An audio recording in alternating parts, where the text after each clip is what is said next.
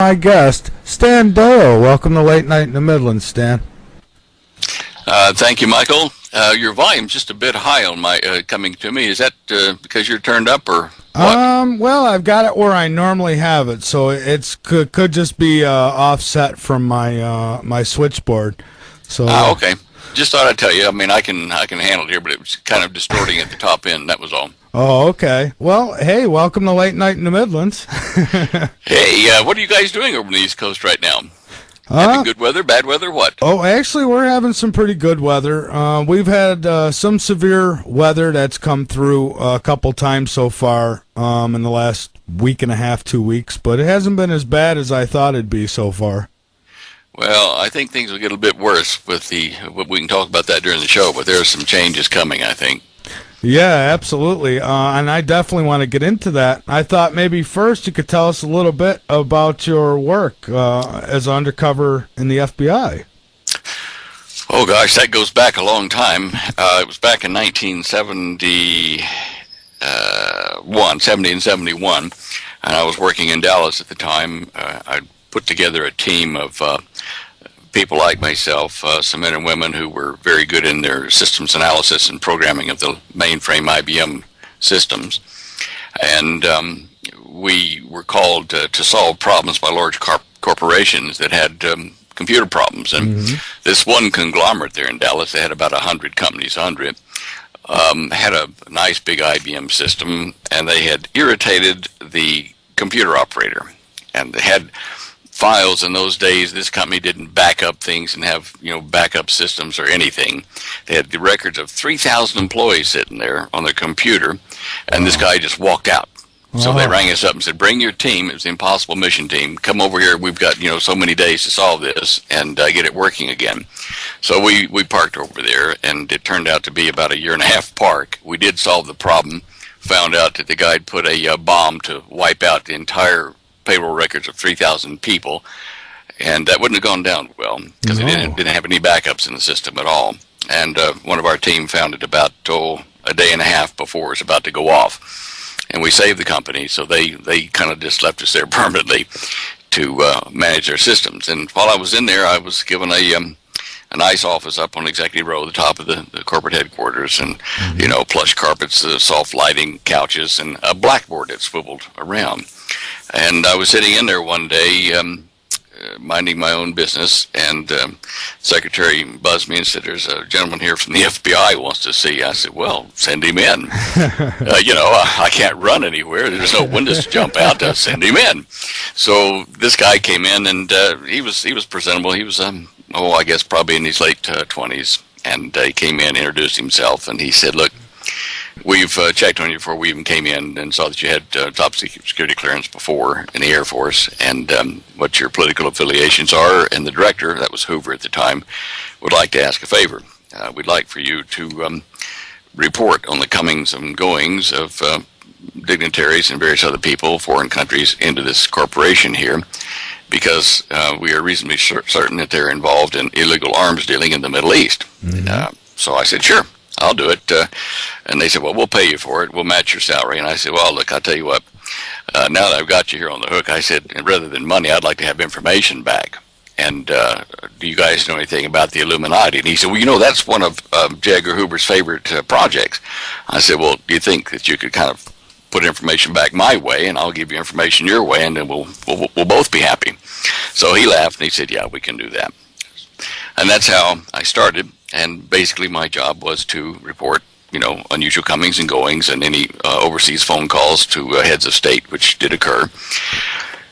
One day, a helicopter landed in the parking lot there in Dallas, and several guys got out and came in, and everyone was on hush-hush, can't tell who they are, nothing. It took me and my team, we had to break into a couple of offices at night after everyone had left and dig through trash cans and find out who these guys were. It turns out it was the Washington area head of the FBI, who had not even told the local branch that he was in town. He was sent as a special envoy during Nixon's thing there. There were a couple of other guys. One of them was a hatchet man for Nixon at the time. Names aren't necessary at this point, but anyway, by getting in and getting the information, which I was strongly encouraged to do by my contact agent, I didn't deactivate one video camera. It caught me in a security area I went to, and nearly got me buried 6 feet under, but the FBI made arrangements to get me out into Australia at about the same time that I was also invited by Dr. Teller's group to join their group in Australia. So I had 2 invitations to leave the country under government control and help, and 1 death threat. So I figured it's time to go to Australia, and that's how it all started. Okay, so now you actually worked in, flying saucer technology? Yeah, I started in that when I was back in Dallas on my own. I was just about ready to file a patent on a flying saucer. I had figured out a way to make one work, rather, unique kind of way, but it used charged air, and it was a saucer shaped, and it had a cupula or a bell on the top of it with where the air could come up from the center of the saucer up through and bounce off of that cupula like a mushroom and over the surface of the entire flying saucer, curve around into the intakes at the bottom and back up through and back out again. And what was moving it was a high voltage charge, a high current, high voltage charge, a DC charge that was being generated by a flame jet generator. And that was called a hydrodynamic propulsion system. I didn't think anybody else had those except maybe, aliens or whoever we were seeing in the skies at those times. Didn't know who it was. Right. And I won't bore you with the details of how it happened, but while I was at that super conglomerate working on that project, that flip blackboard in my office, on the backside of it, I was doing my research when I wasn't doing anything for the company. I was working on my flying saucer and equations and whatever. And through a couple meetings with one of the corporate heads at coffee breaks and whatever, they found out that I was working on this and invited me to join their project. And they sent me over to talk to Dr. James R. Maxfield there in Dallas, who had a radiation research clinic.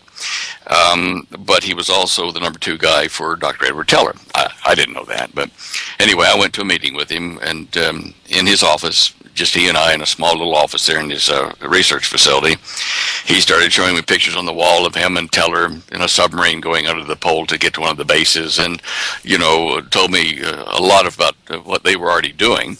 And I would just kind of sit there with my jaw kind of hitting the floor thinking, this guy has all these degrees. He's friends with Teller, the father of the hydrogen bomb.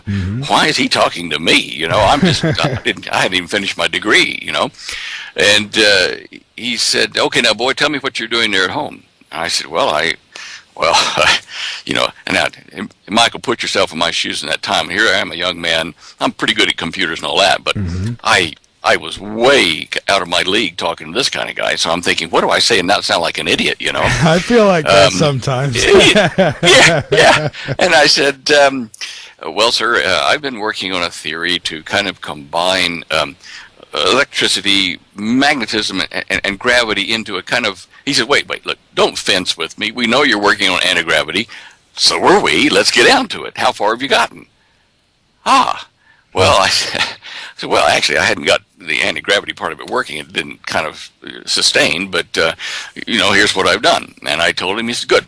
Okay, we'd like for you to join our team and come down to Australia. And I said, oh, look, that's a long way from Dallas, And I sell shares and house and move the family. And, he said, we'll take care of all that. Wow. I said, okay, well, I can't object to that. Okay, and he picks up the phone. He grabs his secretary on the phone. He says, call Gray over at the Australian consulate in San Francisco. Call Bob Gray and tell him that I want to talk to him. So he hangs up the phone. The secretary goes off to dial San Francisco Australian consulate, and we keep on talking about what they had already done since the mid-'50s, and they'd already tried and developed and tested nearly 50 other types of flying saucers.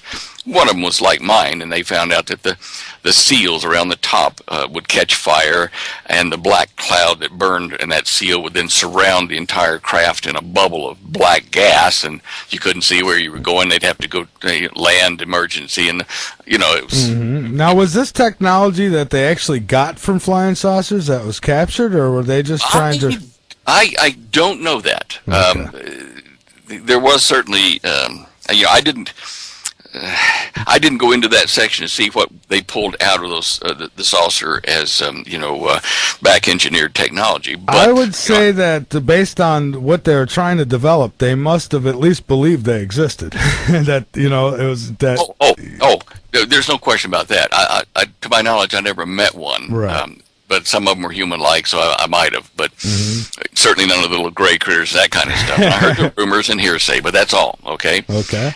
And there were some things that I thought were pretty interesting technology, especially in molecular physics, where you could basically make a door appear in the side of the craft by just putting a pattern around it on the inside, up flat on it, like two rails. And at a certain frequency, the molecules would all separate right around where that pattern was, and you'd make a door that you could spring operate or hydraulic operate to open out a solid hull.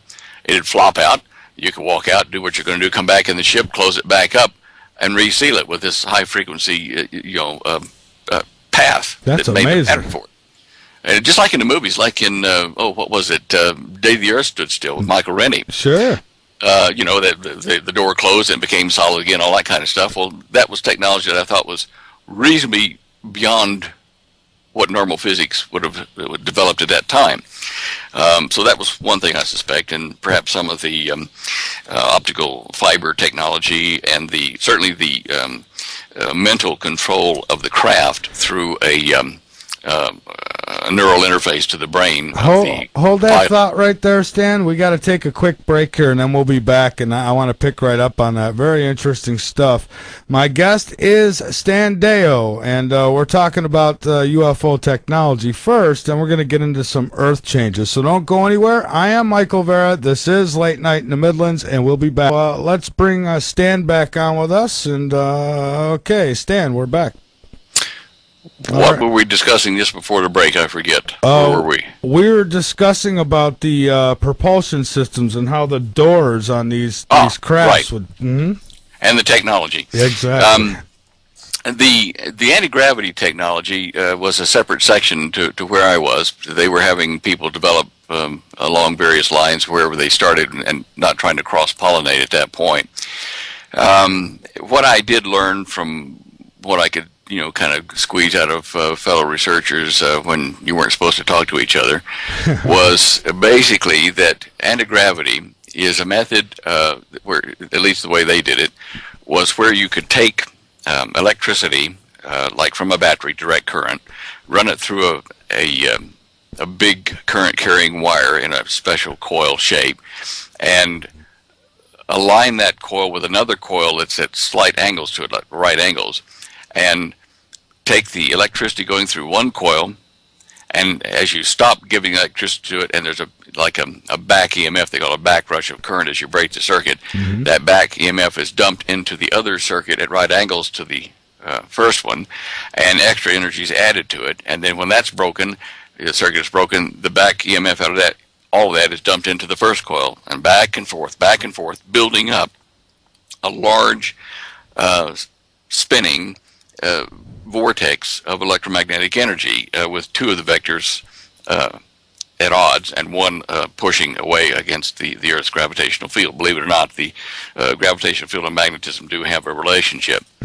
So the way they did this, and I saw the photos inside the assembly area in in Saudi Arabia where they were doing some testing outside of Riyadh. The 30-foot diameter craft had a primary coil which was wrapped around what would be like a washer, like a split ring washer, where you've got thing maybe with a hole in it and a bite out of it like a donut. Yes. And it was a square section. If you cross section, it was square, and with this bite at one side of it, it's just a cut in it, and a flat wire coil was wrapped one turn, like one layer, wrapped around that several times until it formed a coil wrapped around the donut-shaped core. Now another coil was wrapped in the inside, in the hole of the donut, wrapped around several times inside there, so that it was at right angles to the turns of the coil on the donut itself. Iran has come out and said that they've developed a UFO now. Did you see the story on that? And when did that come out? It was out a couple weeks back, and now it's just been out again. They claim to have created a UFO, they said, that can travel through the stars. I don't know if he's bluffing or not, but that's what he's saying. That's what they're saying over there. Well, I wouldn't be surprised, but I don't think they developed it by themselves. Let me put that straight out there, because there's a lot of support technology that has to go with a craft like that is not flying just on the Earth's gravitational or magnetic fields, but the stellar one or galactic one. And those kind of craft, the biological support systems, air, temperature and all that kind of stuff, water, recycling, all that kind of stuff is technology they would have to get from someone else. Now, if they have said that, I find that very interesting. When did they first announce that? This was first announced, I want to say, about 3 weeks ago. Is the first time I seen it. And I believe it was in Yahoo News. Then I seen it on a few other news sites as well. And I just seen the story again tonight where they say that they've now mastered it and that they have the ability to fly a UFO through the stars. Okay. Well, now, this is interesting for more reasons than the obvious. If you do recall where you saw it and can shoot me the link, I would like to investigate that after the show. Absolutely. All right, I'm going to tell you why this is really interesting. In 1977, I wrote the first edition of the Cosmic Conspiracy book, showing or telling about my involvement in the project, and why we disagreed, why I left the project, how I got away alive, and telling about how the simple terms, how gravity works as a two-directional force, and then the cover-up, the illuminists, the world planners. That is the middle of the book, and the last part of it was about the origin of man, relating that to the biblical references, and then the last portion was appendices with photocopies from very rare New York Times articles on our own work here in the United States in anti-gravity in the late 50s. Now, several editions of the book, probably 15 of them followed, or 15 printings, and about 1, 2, 3, or 4 editions of it over the years. And I've sold that book in French and in German, and there was even a company that just contracted to do it in Greek. Wow. An earthquake wiped them out, but anyway, they started. Now, I'm sold in so many countries now, then it's like over 25 that we've counted. It's worldwide, and it's for a home operation to sell over 250,000 copies is no small feat, which is where we are at the moment. That's amazing. But I updated that last year. I thought I was through. I was just going to reprint if people wanted to buy it, and I was through with that book. I'd been with it for 30 years, and I was going to get on to neater things, right? Well, in January, I was, sleeping and had a kind of a dream, and spurred me to get up the next day and look at the book of Daniel in the Bible, the Old Testament, and look at a thing I had forgotten about for a long time in the 2nd chapter of Daniel, which told about the prophet Daniel interpreting a dream for King Nebuchadnezzar. He'd had this kind of, nightmare dream, and so when Daniel interpreted it, it was about a statue, and the head was of gold, and the chest and arms of brass or silver, I think, and then brass, and it worked its way down to the legs, which were iron, and then to the feet in this image that Nebuchadnezzar saw, and the feet were clay and iron mixed. And there was one little, kind of phrase in there that, kind of bothered translators through the ages that tried to interpret this into various languages, including English, of course. And the part that I found interesting and I thought about when I was sleeping and then woke up and went to investigate it and retranslate it myself, by the way, was where it said that the iron and the clay, the represented nations of the earth or regions of the earth at the last days, which is where we are now, and it said that the seed, they would not mix well with the seed of man. Like the iron toes would not mix with the clay toes, the clay being man and the iron being, something else. But that bothered me a bit. And then I read on through Daniel and down to the 11th chapter. That was in chapter 2, verse 41 through 44, for people who want to look it up. And then later in Daniel, in the chapter 11, verses 36 through 39, it talks about an alien god, or, an alien, or fallen one, Satan probably, posing as an alien god. Now, this is in the Old Testament, in the Old Hebrew and Chaldean colloquial use of the words there, and also some words that were even back in the time of Samaria. They were 1,000 years old at that time. Anyway, it took me 3 months in my spare time going back in and translating just 8 verses. Now, I'm taking the long-winded way to tell you this because I added a whole chapter at the end of that book in The Cosmic Conspiracy in February of last year, because when I finished translating it, it was so incredible what I found about the UFO, the alleged alien involvement, that I just could not wait to get it out to the people to read, because I wasn't sure how long it would be before it started happening, and people needed to know ahead of time that it's going to be a huge deception. That's what I'm hearing. Well, I've heard it now from a number of other folks too, and let me tell you something. What I found, and I've very painstakingly showed you how I translated every word, every part of every word in those 8 verses to get to what I'm going to tell you about now, because it ties back to this Iranian claim to have, this technology of a flying saucer that can go into the stars. Okay. Because in summary, what Daniel is saying, and he sealed it. It was cleverly hidden in there, and I'm not sure that I've got all of it out of the book yet. I'm still working on it. It said that in the last days of this age, Satan would come to the earth and would help a guy, an earthman, to take over the planet, to be a global dictator, and that he would give this man technology to help him overthrow the mighty armies and fortresses of the world governments. Oh, boy. Okay, and in turn, the Antichrist guy, this is the man we're talking about, would turn around to the alien, quote-unquote, God, and give him lands and people in exchange for the technology. So there's going to be 10 major regions on the planet. And in 1978, when I printed that book the first time, and it's still in there, page 200, is a map that the Club of Rome made of the entire world, and how they had very logically divided the world up, all the nations, into 10 regions, just like the 10 toes in that giant or that statue dream that Nebuchadnezzar had and Daniel interpreted. Now, the hair on the back of my neck started to stand out. I'm thinking, here it's saying that he's going to give the Antichrist technology, and then the Antichrist is going to give him people and countries to do with as he pleases. And the reason it astounded me was because in the first part of what I was translating there in Daniel, it talked about humans as clay in the English, but it used 3 different words in 4 verses, 3 different words for clay.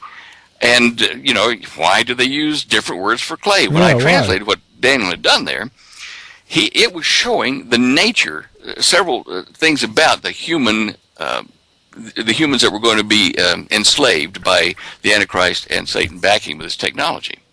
And it was treating humans as fragile, priceless or precious things like Sabbatean clay. Back in those days, that was very thin and very rigid clay that made nice pots, and you could paint it, and it was very pretty, very pricey type stuff. But they were saying that humans were like that, but they were thin and fragile, and they could be broken underfoot and crushed. And that they were also like fodder food, okay? Now, if you've been watching V on TV or read the books or seen the old series, you realize that they like to eat people. Yeah, I'm aware of the old series. The new one I haven't seen yet. And it does say in there in the Bible that Satan, when he's here on the earth, is, you know, pacing to and fro like a hungry lion. I'm thinking, oh dear. Is that why every alien movie that comes out, it seems like the aliens are coming here to get themselves a meal? And I'm thinking, why would they come all the way across the galaxy just to eat us? Well, they don't. They don't have to go that far. No. No, it's in a, like, if I understand what I've translated correctly, they're in a parallel or a concentric universe right around us. I mean, they're right next to us, except that we're separated by, like, the equivalent of a gravity wave frequency difference, so that our molecules pass through each other. We never feel each other. And there are at least 3, maybe 7 levels to this mentioned in the old text of existence, where you have, like, the 7th heaven and the 3rd heaven and that kind of stuff. And they're really right around us, but separated by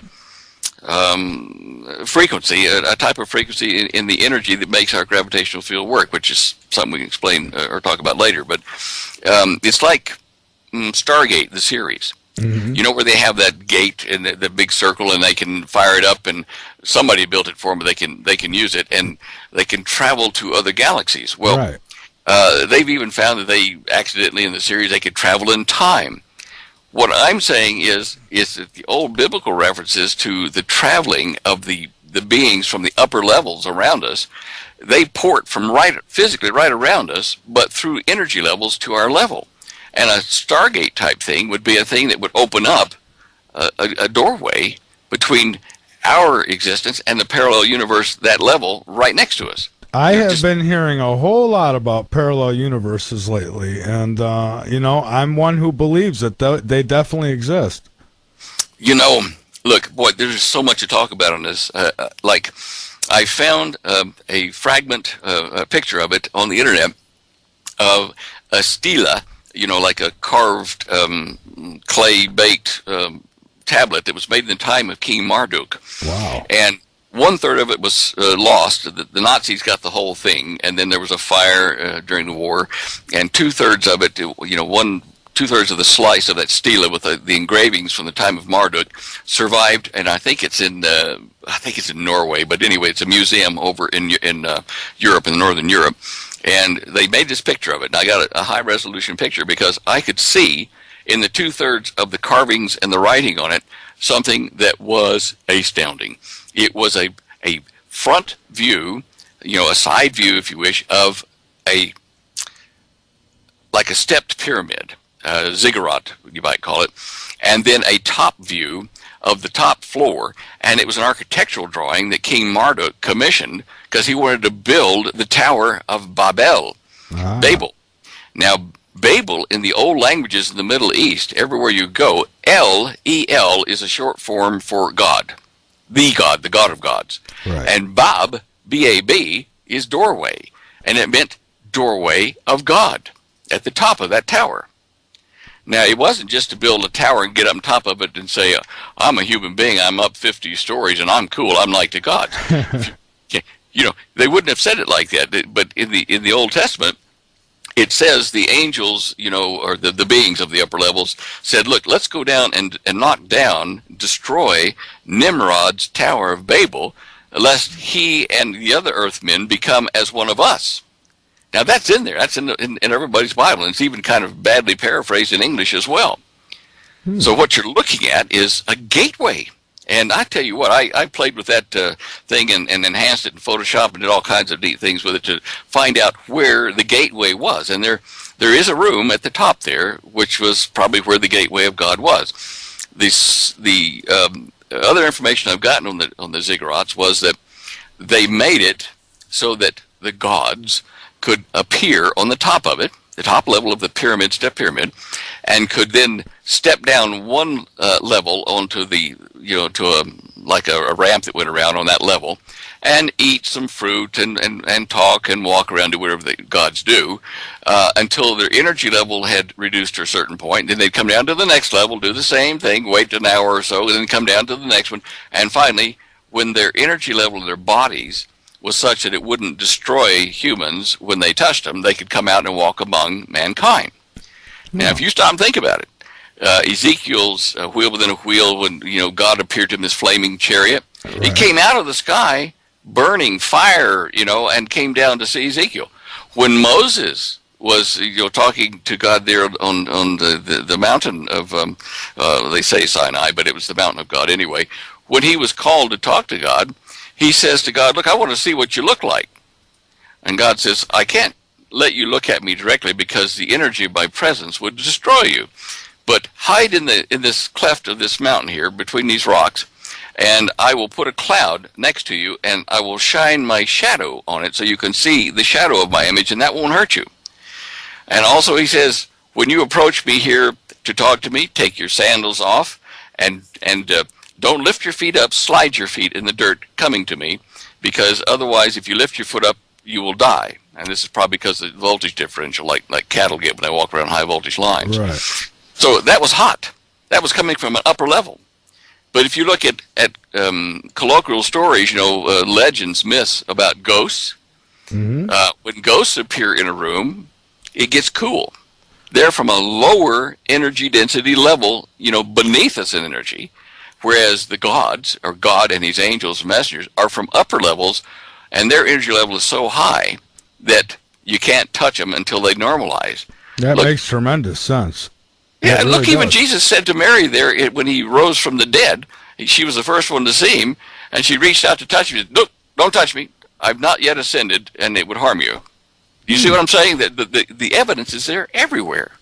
So then they did. I mean, when we're talking about parallel universe, what does that say about the planets around the universe and the solar system? I mean, are they finding a way to come from there through these parallel universes, or are they just? I mean, how exactly is that working? Look, there may be other beings out there. I mean, even the good Lord himself said he had sheep of other flocks to tend to. And out there. So the way I understand it in the physics of it is that around every star, around every planet, galaxy, that there are parallel, concentric would be a better word, concentric universes around that, existences around that share that space but at a different time and frequency. So if there are beings out there in some other galaxy on our level and they are flying around out there, okay, doesn't bother me a bit. Me either. It's even the Catholic Church has decided that aliens, should they visit Earth, could be eligible for salvation. I mean, that's a big step for the Vatican. But anyway, I think we have a lot to learn and a lot to unlearn about what we thought we knew about the origin of man and where we're going and our relationship with the Creator. People need to have an open mind. I think that some might already know these answers, and it's just been suppressed from us for a long time. Maybe they don't know everything, but I think they know a lot more than they're telling us. Oh, well, I definitely think that. But yeah. I think every human being is probably going to be surprised when they get the full story, and I think eventually most of us will get to hear the full story. But I just find it terribly exciting, but also in the time we're in, also very challenging, because we are part of a conflict between Satan and his followers who have rebelled in the heavens. And the whole Earth situation, as far as I can determine from translating, is this is a virtual courtroom. Earth is, and humans are. And the Garden of Eden thing started all to test Satan's way of running the universe versus the way the Creator created and runs it. Instead of just wiping out Satan and his followers, they said, let us make man in our image. Let us put together this virtual reality on Earth and let them try your way. So I'll set up my way. Let them try your way, and let's see how it goes. So we're kind of like a computer program right now. Some kid's holding the paddle. Well, I'd say a big guy's holding the paddle. But yeah, and it's from what I can determine, and it's not hard to find this in the Bible, even in English. Satan has violated the fair play rules of the courtroom many times. He crossbred in Genesis 6. He crossbred, or his minions crossbred with our women here on Earth to form a half Earth person, half upper level being, angelic being type right. DNA compound, and this made hybrids. and the old legends in Greece, for instance, of giants, like Sure, and yeah. Heracles, and in the Old Testament of Goliath and his four brothers, and of King Og, the king of Bashan, who slept in a bed that was 18 feet long because he wanted to be comfortable. These things tell you that the giants did live back in those times, and they were hybrids. Stan, Apparently, sorry, yeah. Well, we have to take another break. This one's just a little longer, so hang on with me. And I want to comment on these giants, and then I'd like to get into some of these earth changes while we're at it as well. So, Okay. okay. So just hang on there with me, and we'll be back in just a little bit. Hey, Stan, we're back, my friend, and we left off with giants, and I just wanted to say, haven't they found fossils from giants? Yes, a lot of them kind of tend to go to private collectors, though, so we don't get the advantage of being able to study them out in the public. But they've found remains in the Grand Canyon and caves there. I've got Steve Quayle, I think. He's written a number of books on that. And there are other people who have been researching and writing books here recently that are not yet published that we've talked to. The evidence is there, and it's certainly in the old writings they talk about it. One of the things that kind of amazed me when I was writing another book called The Vindicator Scrolls, I was looking for the Garden of Eden and did find it to my satisfaction and to the satisfaction of the Jacques Cousteau's team that we talked with about it, and with the Jerusalem Temple Foundation.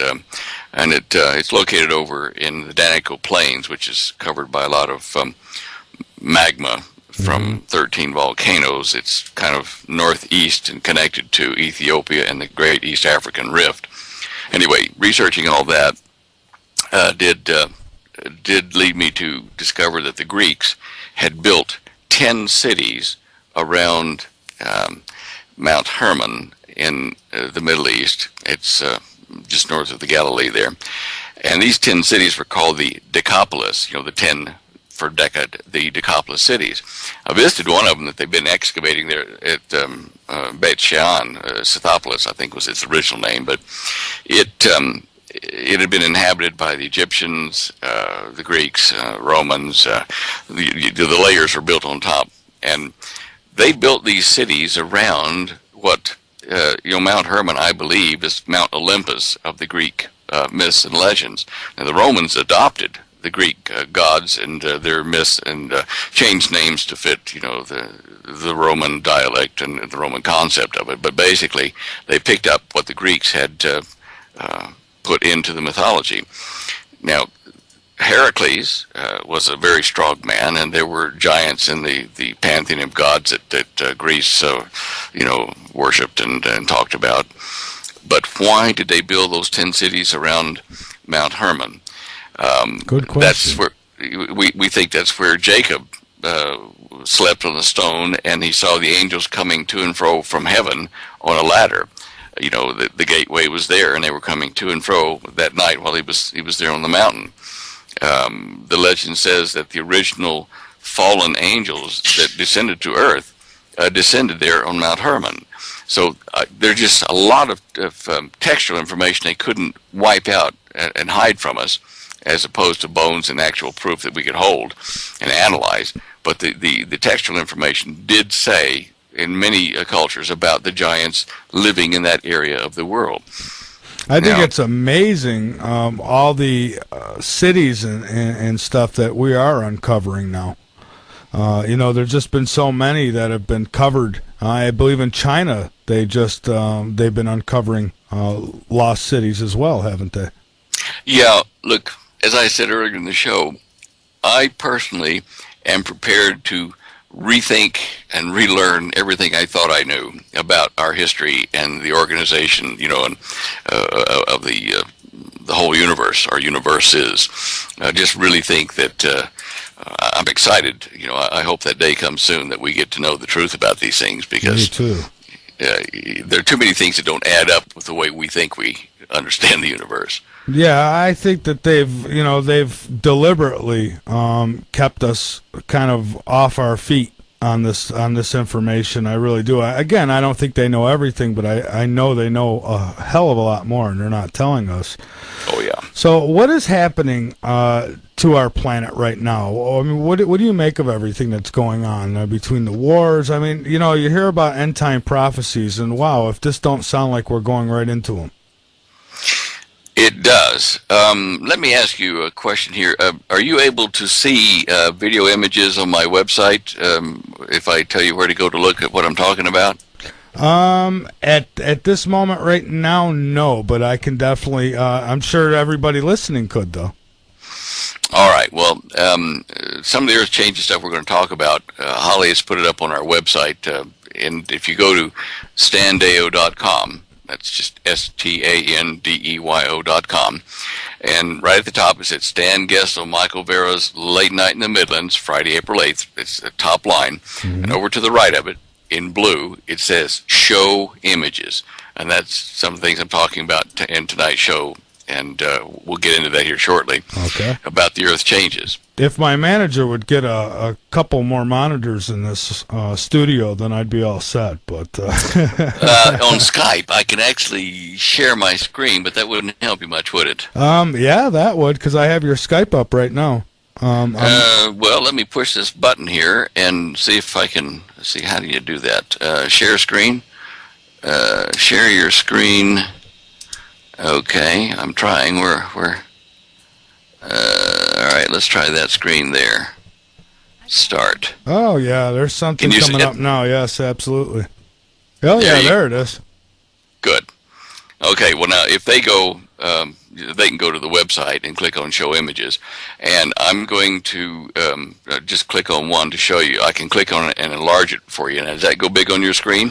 Yes, sir, it does. Boy, technology is wonderful, isn't it? I tell you what, it's great, isn't it? It is. Okay, now, you've asked me about Earth changes, about other factors that are happening on the Earth at the moment. Where do you want me to dive into this? Geophysical, war, finances, what? Well, actually, you can dive in anywhere. I think I would guess that it all factors in, doesn't it? So it really does. So start at your choice. It's something that's very noticeable and well founded in the news now at earthquakes. Oh, yes. The last month, or probably 6 to 8 weeks ago, we had a series of quakes that happened in Chile. If you look at the images I've got there, I'm going to click on the one that says Chilean quakes from January of 2010 till now, till last month. And this is a Google Earth image of the earthquakes that occurred on the edge of Chile, which is on the eastern side of the Arc of Fire, sometimes called the Ring of Fire, around the Pacific, where you have a lot of quakes and volcanoes. And look at the 1,000 some odd earthquakes that right in front of you there. There was that huge Richter 9, but it's right on the edge of a plate, and it's a huge quake. Since 1948, we've had probably 2/3 or more of the Richter 9 megaquakes in recorded history. Since 1948. And this was one of the more recent ones here, which we all saw and said, okay, well, that's really neat. And, well, what does that mean? Then we had Fukushima occur over in Japan. That one was on the west side of the Ring of Fire, the Arc of Fire, and it's still ringing the bells over in Japan. Coincidentally, it did rupture and damage 6 reactors over there, and we've got a secondary problem coming from that. But 2 Richter 9s that close together, I mean, these things occur once every zillion years, I mean, like 20 to 50 years, long period quakes, between these type of quakes. So here we have 2 of them in the same year on opposite sides of the Arc of Fire. I believe that what we're going to see is more, even more than we saw like in the Sumatra tsunami and quake that they had there a couple years back. I think we're going to see another one down in that area between Fiji and the Philippines, possibly as far into that trench as Jakarta again. We'll see. And then after that, I think we're going to see another one flip exactly across the Arc of Fire. Where would that be? To the coast of Oregon and Washington State. at the Juan de Fuca fault line. Oh boy! Now, it's not just a guess. This is based on reports from USGS and other geologists that are professionals in this area, and they have studied that arc of fire, that weakness in the crust. That's where the tectonic plates are diving in, into each other, and they've said that around the entire Pacific Rim, the only major fault, slippage line that has not released its pressure is the Juan de Fuca plate off the coast of Oregon and Washington. And they say it is building up to a strength of a Richter 9 or better earthquake.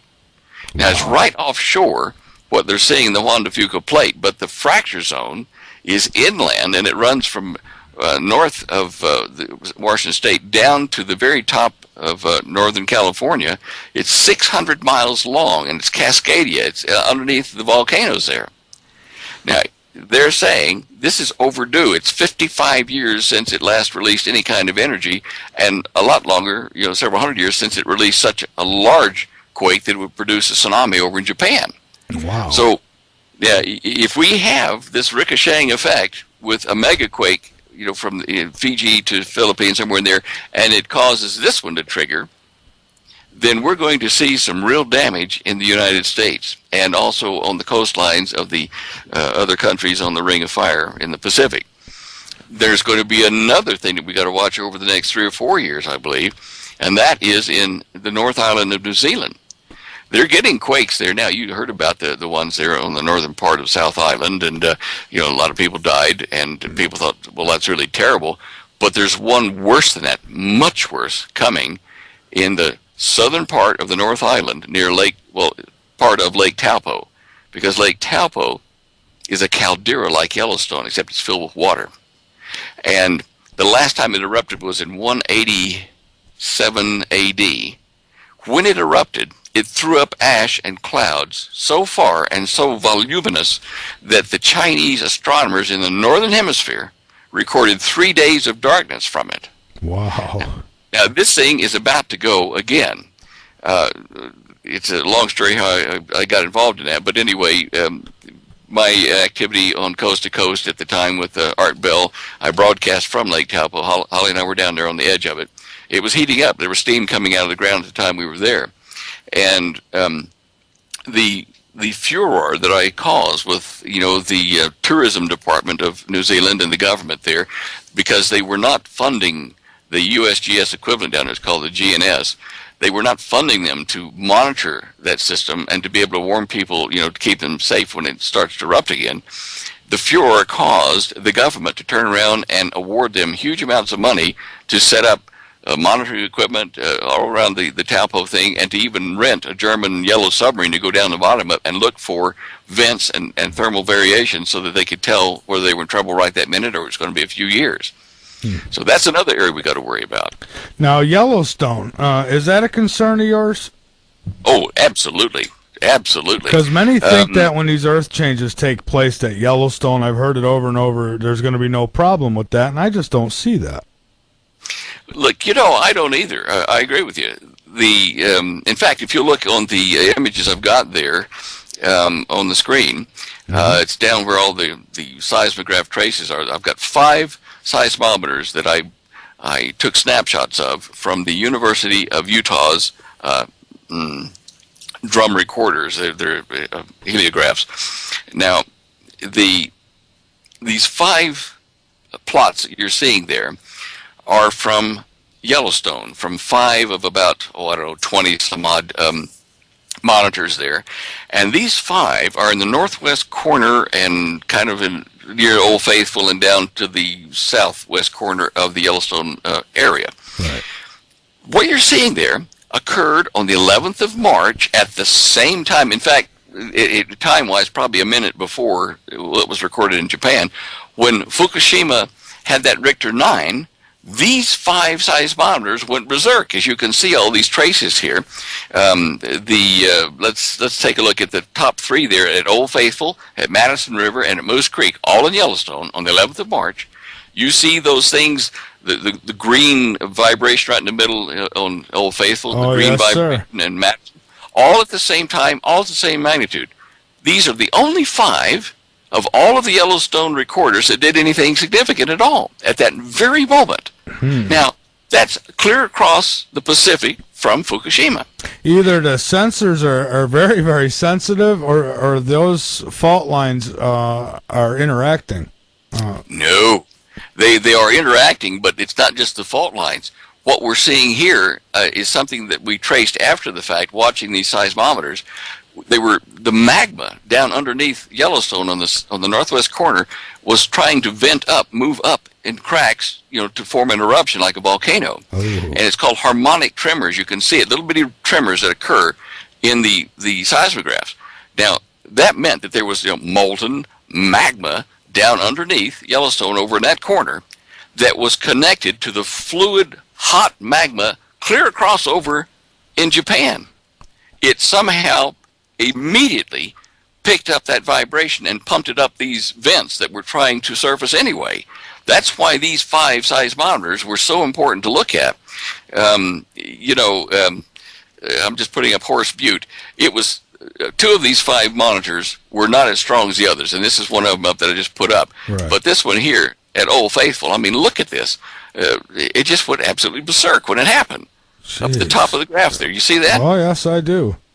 Wow. And that means that it's so connected. It's like a hydraulic system, that the pressure of the quake over on the other side of the North Pacific shook so quickly and so completely to these 5 vents in Yellowstone that we got this recording.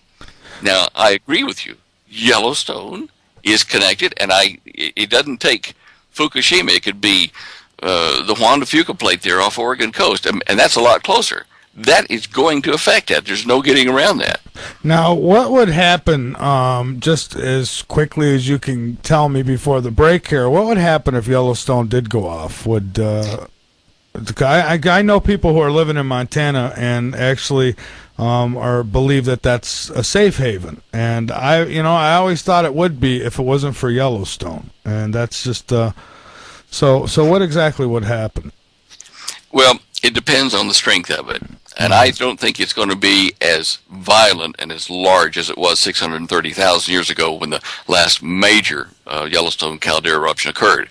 I don't think that Montana, Wyoming, Utah, Idaho, any of those places are clever places to be in the event of that erupting. But it's not going to be as big, I don't think, because the pressure, since it's connected under the surface of the earth, it's connected over in as far as Japan, that if the Juan de Fuca quake occurs and relieves pressure, along the volcanic vents at Cascadia, that might release the pressure or portion of it on Yellowstone and therefore reduce the damage. And good. But I'd say the immediate state area is not clever. You can see that on the graph we got up on the screen. Absolutely. I'm looking at it right now. That's just amazing. It's unbelievable, actually. Now, the Madrid fault, that's another one. Many have talked about activity starting there. I guess they're getting ready to do some kind of drills there, too, which concerns me because they've done that, I believe, in Haiti, and they did it in 9/11, too, before a catastrophe. So let's take this break, and then let's come back seeing solid, absolute evidence of Planet X. And I guess I want to ask you, could that have anything to do with this? What's going on? Perhaps remotely. The standard gravitational forces from a planet that size the planet would have to be a lot closer. I mean, like visible and right up close for us to see major effects on the Earth's orbit and on its crustal behavior and that kind of stuff. However, there's a weaker gravitational force, which NASA has discovered. They're publicly anyway, they know it's there, but they don't know why. And it slowed down Pioneer 10 and Pioneer 11, which are sent to escape our solar system. And out about 75 times the distance of Earth from the Sun, both of these probes began to stop and come back toward the Sun. Very, very weak force pulling them back. And NASA was puzzled over this. And I wish I'd have known this, that they were puzzled about it earlier, because I'm writing a paper, the second in a series, on the inertial nature of gravity and the weak force that holds atoms together to make the stronger force of gravity that we're all aware of. Because Planet X could very well be an eccentric orbit out at about about 75. Yes, they're out close to 75 AUs out there. Anyway, that's the mean orbit of it, the diameter of it. Planet X could occupy a discrete orbit that I've calculated myself, which would be about 3,600 years plus or minus about 10 or 12 years. If you look on that page where I've got the graphs, I've just put up on the screen that kind of cutaway of the solar system, and the gold part of it on your screen would be that weak, invisible field that has waves to it and discrete orbits. And I've set up an equation which I'm going to release in that paper, which shows how you can know what the discrete orbits are, the exact orbits, even if there's nothing in that orbit around our star. Okay. And using that, I was able to plot out and find out where this other mystery planet could orbit at 3,600 years. And whether there's a planet in that orbit, very eccentric, elevated up so that we can't see it in the normal plane of where the ecliptic plane is where the planets are. If it's an eccentric orbit, then I calculated that if it's diving down with a 3,600-year period, and diving down to rotate around our sun at one end of a long elliptical orbit, then back out, into the upper or lower dark reaches, depending on which viewpoint you take, of our solar system, that it would only be within our solar system in a region where it could affect our own orbit and Mars and Venus and Mercury for about 11 to 12 years. It's traveling so fast when it gets down to this end of its orbit that it just whizzes on through and around the sun and back out. Right. And that would make it more like a comet than a planet. Now, there is talk of a comet that's out there, Comet Helene, I believe it's called, and that's supposed to make a close call to Earth. I think they're saying November or December? September. Oh. When the Fukushima quake occurred, the comet you're talking about is called E. Lenin, after Lenin. It was on the other side of the sun from the Earth, and if you drew a line through the Earth, through the sun, it would strike where E. Lenin was on the time that the Fukushima quake occurred. Now, it was so far away that I couldn't see how they'd be linked, but then, maybe so. Mm-hmm. Certainly, in late September this year, E. Lenin is going to be on our side of the sun, and it's going to be between the Earth and the sun, and it would be about roughly halfway between the Earth and the sun at that point in a direct line in late September. And then for another 2.5 months after that, its wake, its debris from that comet is going to be Earth effective. You will see, more meteor showers and perhaps some things that actually are a little bit bigger than the normal flash in the sky that might actually impact the Earth. Now, this comet that's coming around soon, could this be the Planet X that I hear so much about, that so many people talk about? Could this be it? Could this be what they're calling Planet X, maybe? I don't know. It's certainly in the right time frame. It is.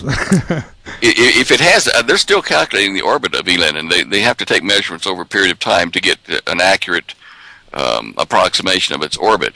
And orbits, there are three main kinds that astronomers look at. There's a planetary orbit, which is like circular, around the sun. Then there's one that's elliptical, which is kind of, a number of our planets are that way. Certainly Pluto, which is now thought to be a moon, is very elliptical, like an A shape. It's still a planet in my heart. There you go. And then you can have circular, parabolic, elliptical, and hyperbolic. There's actually 4 types of orbits. And the comets tend to be either parabolic or hyperbolic orbits, which means the other end of their orbit is kind of out there unknown. You can't, it's such a hard thing to measure in short increments around that you don't know where the end of its orbit is way out there. And that, E. Lenin is acting like a comet, and Planet X, to do what the alleged historical Planet X did, to me would have to be either a parabolic or hyperbolic orbit like a comet. And so E. Lenin does fit that. The other thing that bothered me about this, like where they say that Planet X is I think Sission's stuff, and I don't put much stock in that, but his translations of the old records, he said that there was people living on it called the Anunnaki, and they would jump off Planet X when it was close into the Earth, and every 3,600 years, and come over and visit Earth, share technology, and do whatever they did, and then go back. I've heard that too, and I don't put too much into people being on it. Although, what do I know? It could be possible. Well, the obvious thing you got to ask, isn't it, Michael? Is okay, if this planet whizzes around 3,600 years, and it's only down in here around us for 12, 15 years, whatever, and it's gone back out to the cold regions. It's so far out there, it's cold. How could anything live on the surface of it? That's right. Well, some say that it actually has the heat generates from within inside, and then I've heard stories that there's the Planet X, and then there's a dwarf star behind it that's actually heating up the planet. I don't know. It goes against everything I've ever learned, but maybe. Well, now, it went against everything I learned, and I kind of put it in the ha-ha category for a long time. And as I was finishing up the middle of this new paper I'm writing on gravity and planetary formations, you'll see the screen image I've got up there now is representing the Earth and the weak field, which is the blue field, and then the red core of the planet, and the green is the surface we live on. What I found in my studies of the weak gravitational force that organizes atoms to make planets, stars, galaxies, is that as these things, these weak fields spin and form waves around the center of a planet or galaxy, whatever, it does something peculiar as it gets in toward the center. Mm-hmm. Okay. Says internet connection problem, so hopefully it'll connect me back with Stan here. So hang on, everybody. All right, it's trying to get it back now, so just hang on with me. Technology's great, but it has its drawbacks too, huh? And just while we have time, anybody wants to call in, you still got a little time to do that. 803-748-9293. Stan, are you with us now? Can you hear me? Yes, sir. I don't know. My Skype just bombed. I just brought it back up. Where did you lose me? You were showing me a diagram of what looked like Earth, and it showed the green surface that we lived on, and then there was the blue that was indicate. Yeah, there it is. Okay. Well, I hope it doesn't bomb again. But anyway, what I found was that the way these gravity waves, these containment waves, that blue field, way it behaves is it actually arcs up over the top into the poles and inside the planet, and does it from the south side, South Pole as well. And that periodically, under this new kind of view of gravity, what happens is with galaxies, with stars, and with planets and moons even, the polar regions open up slightly periodically. And to give you a practical example of this in nature, if you take a glass of water and you put some, say a spoonful of iron powder in the bottom of it, and a spoonful of white sand and some water, then you spin that glass up, spin the water, stir it real fast so it makes a vortex down the center, and watch what happens. The heavy iron particles settle in a kind of a little teepee form at the bottom first, and then the white sand, which is not so heavy, and a little vortex, tornado of the waters over the top of that. As it starts to slow down, if you watch it, the bottom end of that vortex of water starts to bob up and down, up and down. It has a period to it where it's coming in and coming out. And if you extrapolate that into a spherical thing like the Earth, that means that the polar openings would periodically open and then close, open and then close, same kind of thing. Now, if that's the case, then our polar regions may be opening now. We're getting reports of polar heating, the polar ice heating on both North and South Pole, and it might be that the interior heat is coming through openings that are forming. I don't think they're going to be big, but I think that they could periodically open, and we might be seeing that start now. A pole shift maybe, or no? Well, that's another part of this, but okay. The opening is the first part. Now, the pole shift, you've got two kind of pole shifts to talk about. One is the magnetic pole of the planet, the magnetic poles, north-south, and the other is the geophysical pole, like the the attitude, the spin axis of the planet rather than the magnetic axis. And both of those do appear to be having some changes. We've been inviting people. We've had people in 17 countries volunteer to help us perform a test that I give them with a battery and some wire and a laser, some things, to test the changes in the Earth's electrogravitational field. And in the last 2 years, we have seen astounding things happening to the alignment of atoms in the Earth, and we're not even aware of it. You know, people don't feel any different, but it looks like the atoms are flipping at least in the last 2 years, they flipped upside down in both the northern and southern hemisphere. And what does that mean? Well, we're still trying to figure that out. It's part of the periodic behavior of gravity, and we're talking here about a thing that I'm still developing the discussion for in this paper. I understand it all in my mind, but this hot core and the polar openings does give a vehicle for people living on planet X going out into the cold regions, because they can live on the inside of the planet where gravity reverses and their feet would be pointing out away from the core there, that red core, and that red core would be their low-grade sun, you know, like a hot power source with light and heat. I see. And it might be like a spaceship for them. Uh-huh. So then it is possible. Yeah, I have to admit. And I hope it's not. It grieves me to say that. But if you look at the other pictures I've got on there, and just a few of them, the North Pole of Mars, there's a couple of pictures there, and Saturn's North Pole, and Tethys 2 North Pole, Saturn's moon. You see all of these have spiral patterns, just like my equations predict, at their polar regions. Mm-hmm. You have to have that spin, and those holes do open up periodically. I am reasonably certain of it. I mean, Saturn in the infrared photograph shows heat in those areas. So maybe they all do it at the same time, I don't know.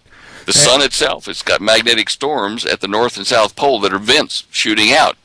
And maybe it's the same thing. There has been changes reported on other planets as well, hasn't there? Heating up, I've heard that. Oh, yeah. Mm-hmm. And that's definitely not global warming, is it? No, I mean, unless there's people up there and we never knew about it.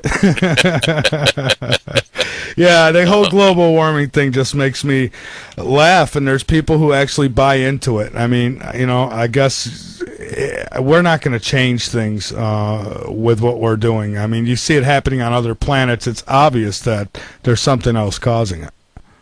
There is, but in defense of the global warming camp, I do think that we have mismanaged our resources, and that fossil fuel combustion and any kind of energy source that adds heat and pollution to our environment is stupid. Oh, absolutely. I don't doubt for a minute that we're not contaminating our water and our air.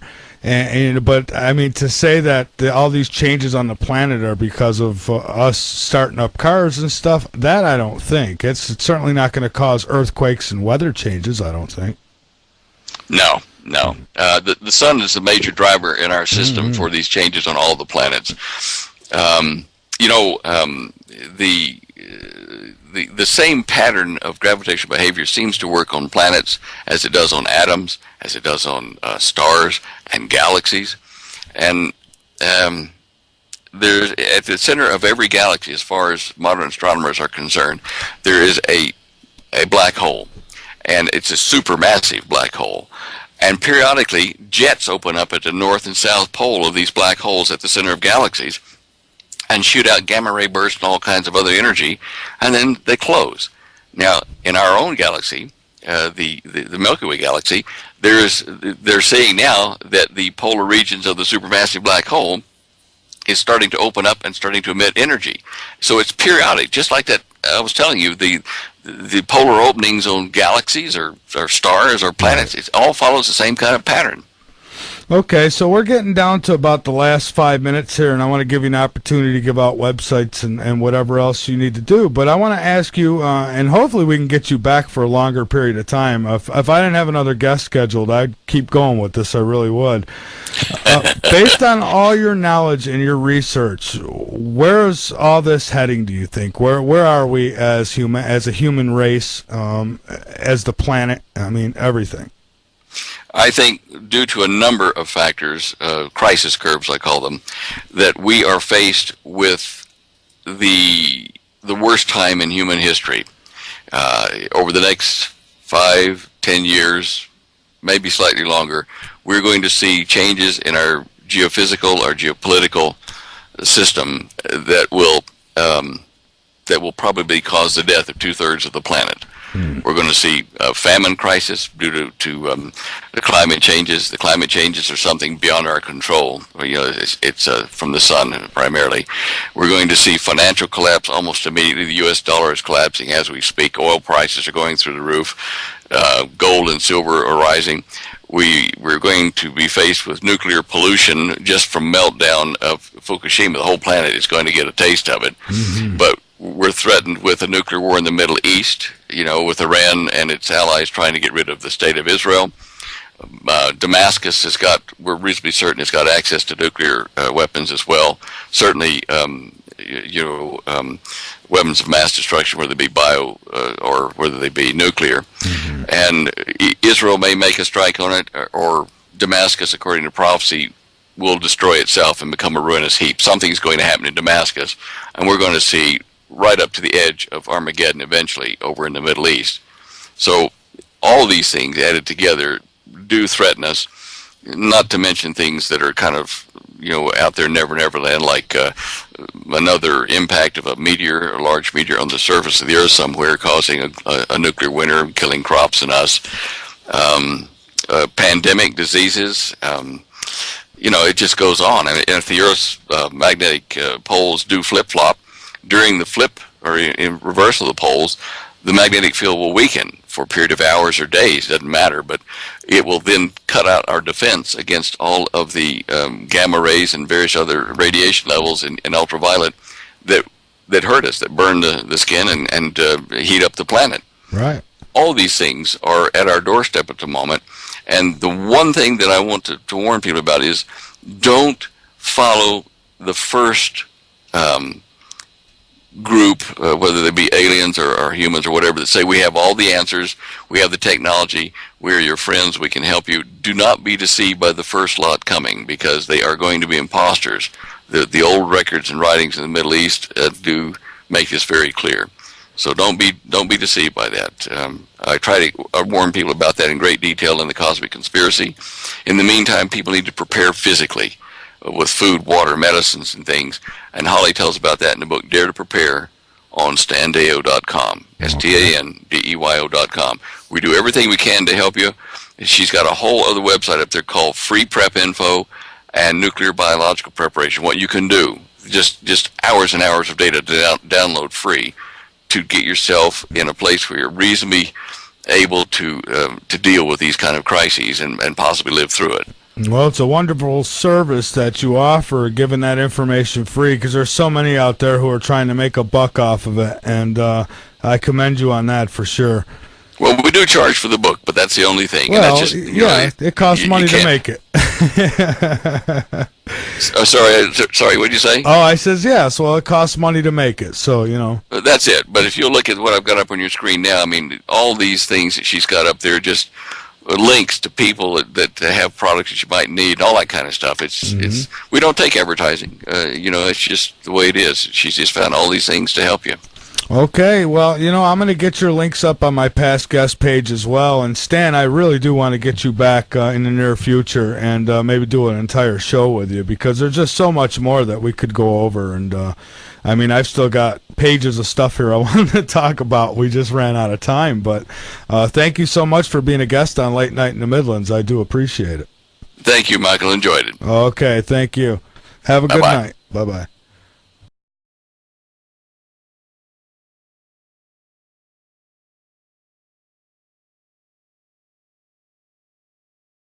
These guys were. It turns out it was the Washington area head of the FBI, who had not even told the local branch that he was in town. He was sent as a special envoy during Nixon's thing there. There were a couple of other guys. One of them was a hatchet man for Nixon at the time. Names aren't necessary at this point, but anyway, by getting in and getting the information, which I was strongly encouraged to do by my contact agent, I didn't deactivate one video camera. It caught me in a security area I went to, and nearly got me buried 6 feet under, but the FBI made arrangements to get me out into Australia at about the same time that I was also invited by Dr. Teller's group to join their group in Australia. So I had 2 invitations to leave the country under government control and help, and 1 death threat. So I figured it's time to go to Australia, and that's how it all started. Okay, so now you actually worked in, flying saucer technology? Yeah, I started in that when I was back in Dallas on my own. I was just about ready to file a patent on a flying saucer. I had figured out a way to make one work, rather, unique kind of way, but it used charged air, and it was a saucer shaped, and it had a cupula or a bell on the top of it with where the air could come up from the center of the saucer up through and bounce off that cupula like a mushroom and over the surface of the entire flying saucer, curve around into the intakes at the bottom and back up through and back out again. And what was moving it was a high voltage charge, a high current high voltage charge, a DC charge that was being generated by a flame jet generator. And that was called a hydrodynamic propulsion system. I didn't think anybody else had those except maybe, aliens or whoever we were seeing in the skies at those times. Didn't know who it was. Right. And I won't bore you with the details of how it happened, but while I was at that super conglomerate working on that project, that flip blackboard in my office, on the backside of it, I was doing my research when I wasn't doing anything for the company. I was working on my flying saucer and equations and whatever. And through a couple meetings with one of the corporate heads at coffee breaks and whatever, they found out that I was working on this and invited me to join their project, and they sent me over to talk to Dr. James R. Maxfield there in Dallas, who had a radiation research clinic, but he was also the number 2 guy for Dr. Edward Teller. I didn't know that, but anyway, I went to a meeting with him, and in his office, just he and I in a small little office there in his research facility, he started showing me pictures on the wall of him and Teller in a submarine going under the pole to get to one of the bases, and told me a lot about what they were already doing, and I just kind of sat there with my jaw kind of hitting the floor, thinking, this guy has all these degrees. He's friends with Teller, the father of the hydrogen bomb. Why is he talking to me? I hadn't even finished my degree. And he said, "Okay, now, boy, tell me what you're doing there at home." And I said, and Michael, put yourself in my shoes in that time. Here I am, a young man. I'm pretty good at computers and all that, but I was way out of my league talking to this kind of guy. So I'm thinking, what do I say and not sound like an idiot? I feel like that sometimes. yeah. And I said, well, sir, I've been working on a theory to kind of combine electricity, magnetism, and gravity into a kind of... He said, wait, look, don't fence with me. We know you're working on anti-gravity. So are we. Let's get down to it. How far have you gotten? Well, I said, well, actually, I hadn't got the anti-gravity part of it working. It didn't kind of sustain, but, here's what I've done. And I told him, he said, good. Okay, we'd like for you to join our team and come down to Australia. And I said, oh, look, that's a long way from Dallas, And I sell shares and house and move the family. And, he said, we'll take care of all that. Wow. I said, okay, well, I can't object to that. Okay. And he picks up the phone. He grabs his secretary on the phone. He says,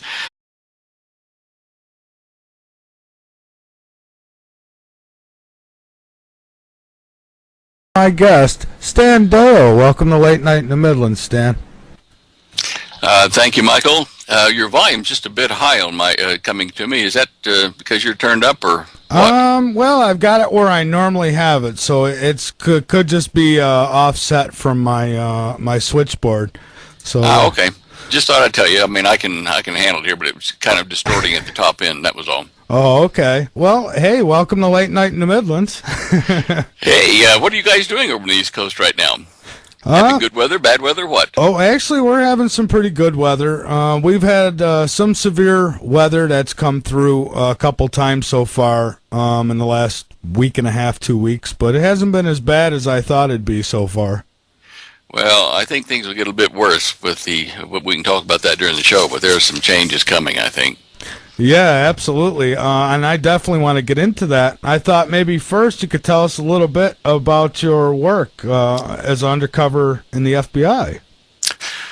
Oh, gosh, that goes back a long time. It was back in 1971, 70 and 71, and I was working in Dallas at the time. I put together a team of people like myself, some men and women who were very good in their systems analysis and programming of the mainframe IBM systems. And we were called to solve problems by large corporations that had computer problems. And this one conglomerate there in Dallas, they had about 100 companies under it, had a nice big IBM system, and they had irritated the computer operator.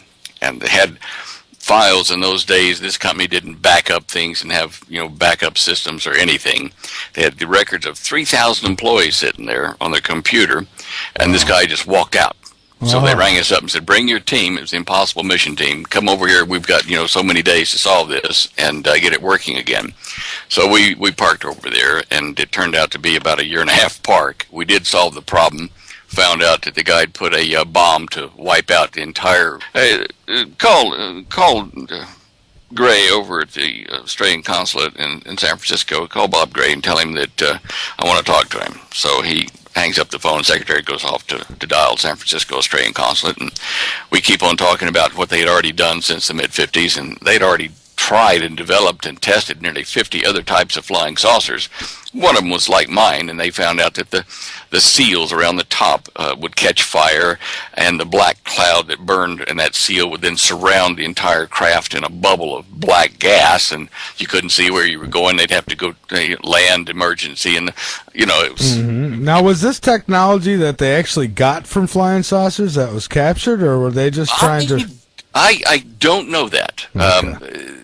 There was certainly, I didn't go into that section to see what they pulled out of those the saucer as back engineered technology. But I would say that based on what they were trying to develop, they must have at least believed they existed. That it was that. Oh, there's no question about that. I to my knowledge, I never met one. Right. But some of them were human-like, so I might have. But certainly none of the little gray critters, that kind of stuff. And I heard the rumors and hearsay, but that's all. Okay. Okay. And there were some things that I thought were pretty interesting technology, especially in molecular physics, where you could basically make a door appear in the side of the craft by just putting a pattern around it on the inside, up flat on it, like two rails. And at a certain frequency, the molecules would all separate right around where that pattern was, and you'd make a door that you could spring operate or hydraulic operate to open out a solid hull. It'd flop out. You could walk out, do what you're going to do, come back in the ship, close it back up, and reseal it with this high frequency path. That's that made amazing. The pattern for it. And just like in the movies, like in what was it? Day the Earth Stood Still with Michael Rennie. Sure. That the door closed and became solid again, all that kind of stuff. Well, that was technology that I thought was reasonably beyond what normal physics would have developed at that time. So that payroll records of 3,000 people, and that wouldn't have gone down well because it didn't have any backups in the system at all. And one of our team found it about a day and a half before it was about to go off, and we saved the company. So they kind of just left us there permanently to manage their systems. And while I was in there, I was given a nice office up on Executive Row, the top of the corporate headquarters, and plush carpets, soft lighting, couches, and a blackboard that swiveled around. And I was sitting in there one day, minding my own business, and secretary buzzed me and said, "There's a gentleman here from the FBI who wants to see you." I said, "Well, send him in." I can't run anywhere. There's no windows to jump out. Send him in. So this guy came in, and he was presentable. He was I guess probably in his late 20s, and he came in, introduced himself, and he said, "Look, We've checked on you before we even came in and saw that you had top secret security clearance before in the Air Force, and what your political affiliations are. And the director, that was Hoover at the time, would like to ask a favor.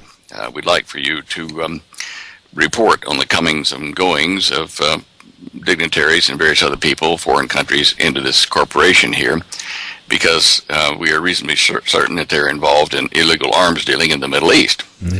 So I said, sure, I'll do it. And they said, well, we'll pay you for it. We'll match your salary. And I said, well, look, I'll tell you what, now that I've got you here on the hook, I said, and rather than money, I'd like to have information back. And do you guys know anything about the Illuminati? And he said, well, you know, that's one of J. Edgar Hoover's favorite projects. I said, well, do you think that you could kind of put information back my way, and I'll give you information your way, and then we'll both be happy? So he laughed, and he said, yeah, we can do that. And that's how I started. And basically my job was to report, you know, unusual comings and goings and any overseas phone calls to heads of state, which did occur.